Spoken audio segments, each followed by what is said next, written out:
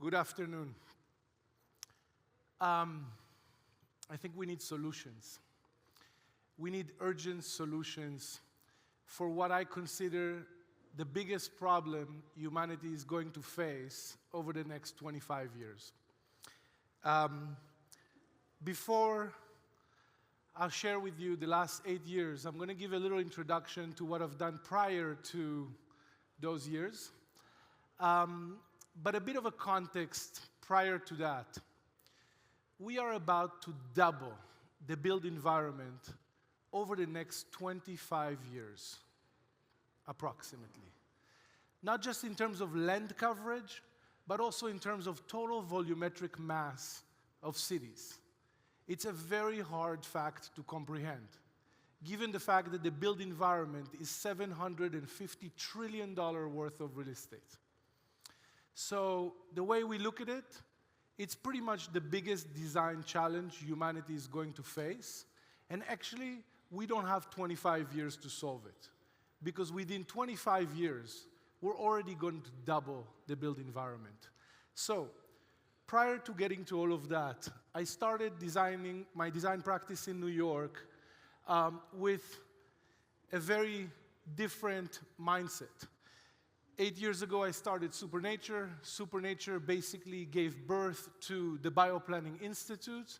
And last year, we've structured 3 different organizations: the Bioplanning Institute, Supernature Labs as a real estate brand, and the Bioplanning AI, which basically takes care of all the technological needs that we have for this approach. But before that, design have a profound impact on our life. I started by working on various design projects for various brands, from product design for some luxury brands, all the way up to art installations and architectural projects. When I started working on bigger and bigger scale, I started to realize that actually urbanism is the biggest thing that affects most of us. Most of the world population lives in cities. This was the very last project that I've done under Studio Dror, which is basically Galata Port in Istanbul, 1.2 kilometers of Bosphorus front, which is now complete. And right after that, I started Supernature Lab, realizing that we always use this saying: we shape the environment, and in return, the environment shapes us. Do we really want to be shaped by environments that looks like that? Those are our cities. Every city around the world seems to forget that we are part of nature, that we need nature, and we want to think that there are alternative ways for us to build than just creating those types of boxes on a grid, completely deprived from the natural environment, completely isolated in our isolated climate-controlled spaces.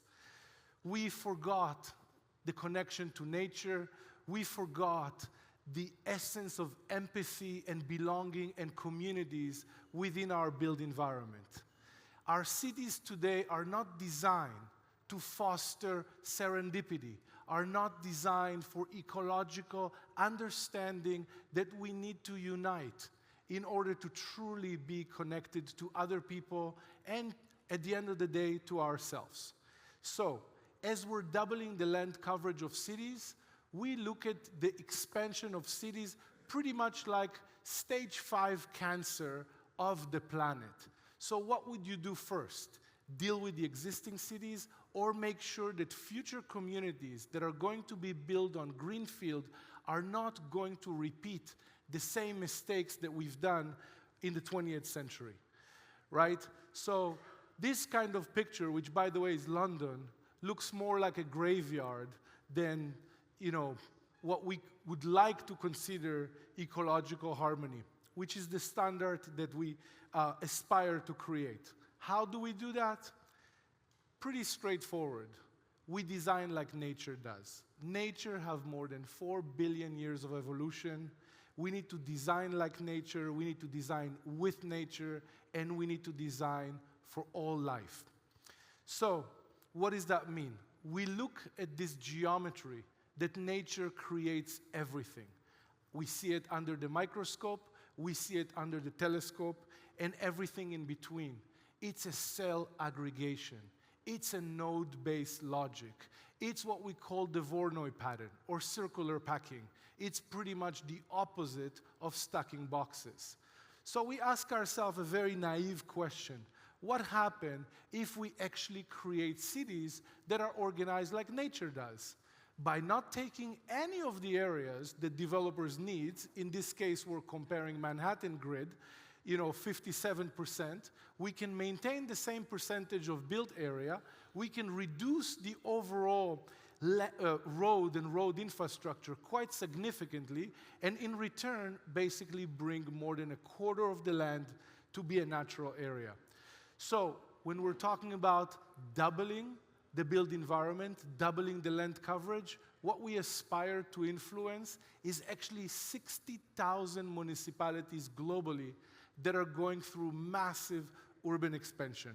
China's state construction was actually helping us to understand that this approach is more cost-effective and faster to build than the traditional typologies in which we're building today. What are we building today? Semi-detached home, private homes, right? Suburban sprawl, low-rise, mid-rise, high-rises, and skyscrapers. This is all we're building.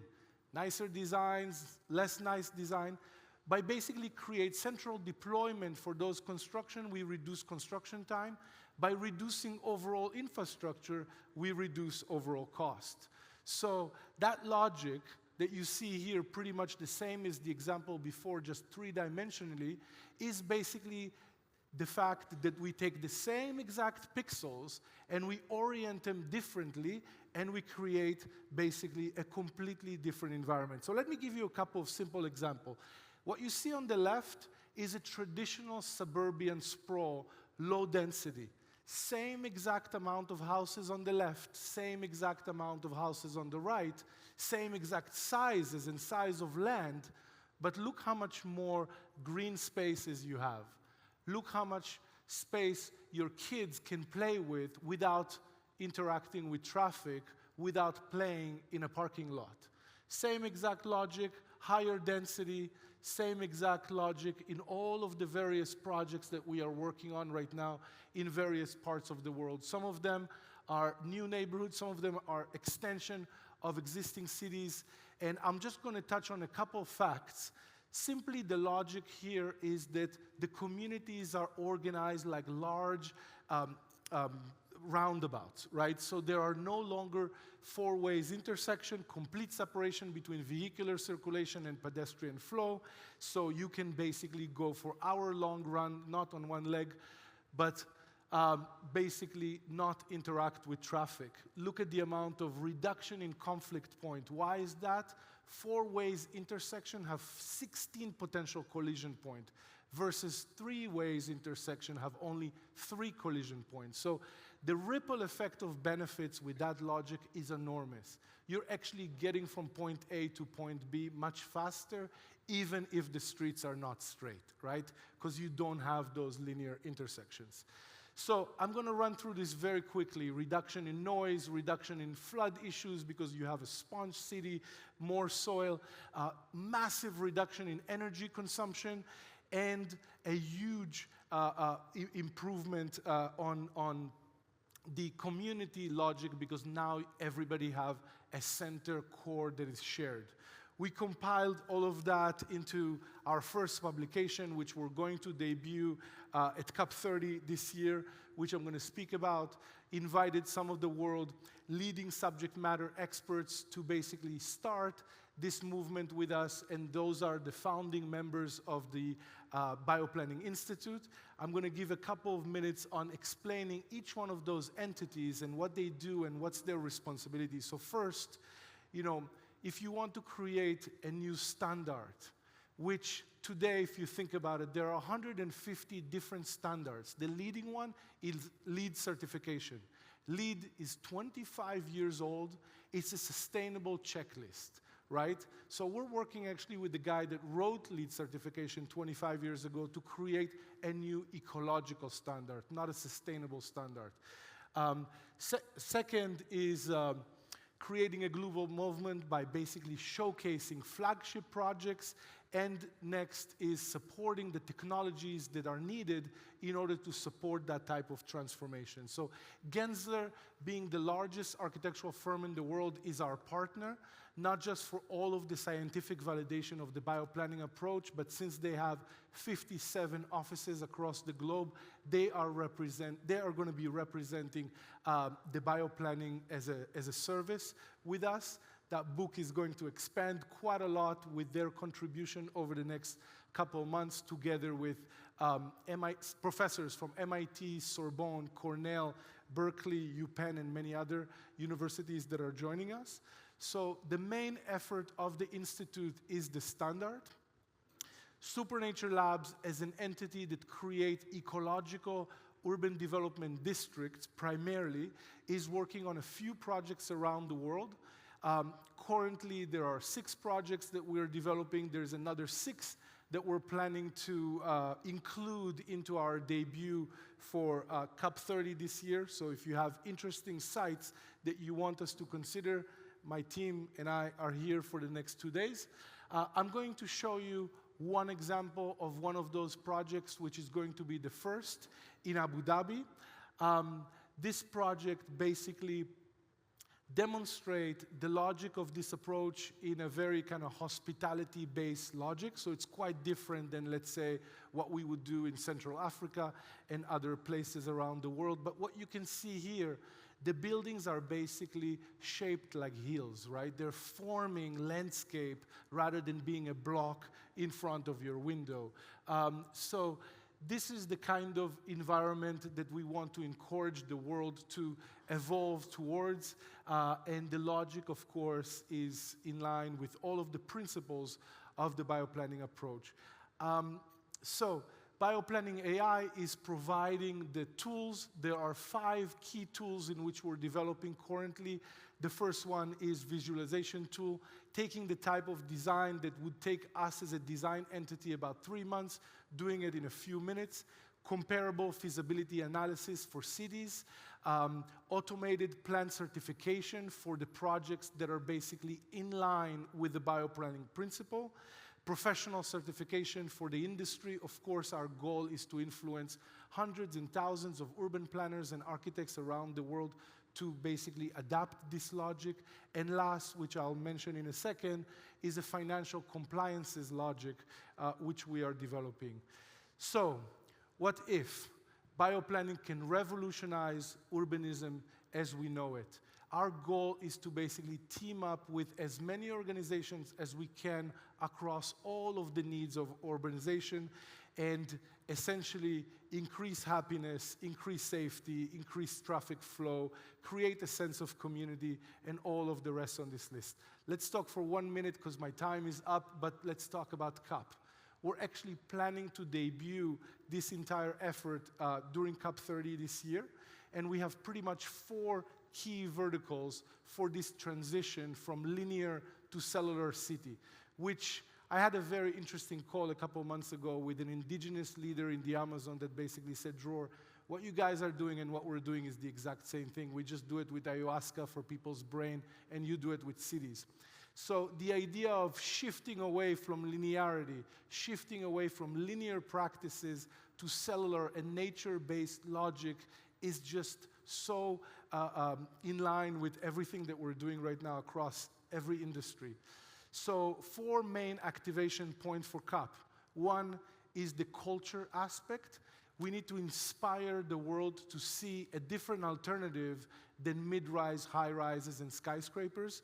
And the best way to do it is through collaborating with the best artists, best architects around the world. We're basically working on a global anthem, which is going to be a song and a music video that's basically going to feature some of the best architectural firms showing and demonstrating an alternative solution for ecological urban growth. The second, as I mentioned, scientific validation through the publication with Gensler and some of the main schools around the world, the global campaign that is going to run by Global Citizen and a few other organizations. And the fourth, which for me is the most exciting aspect in all of this, we have to create a new type of asset class for this type of development. In the first meeting that I had with Goldman Sachs, I was hoping that they would sponsor the effort, and the guy that we met with said, Dror, I have something better for you. There's simply no product right now to support ecological urban development simply because there is no standard.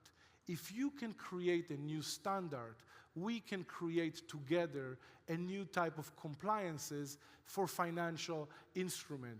So our goal with Goldman Sachs and potentially other financial institutions is to create the bioplanning bond structure which support ecological development, and you can all imagine what that can create. So very quickly, some of our partners for this year, and I want to leave you with this very simple question. How can you stand for a better future? What do we want to leave behind? Where do we want to see our kids and our grandkids live? You know, in the cities that we're living today, or isolated in our country house that we left them, or really living in cities that combine and unify life as a whole. Thank you very much.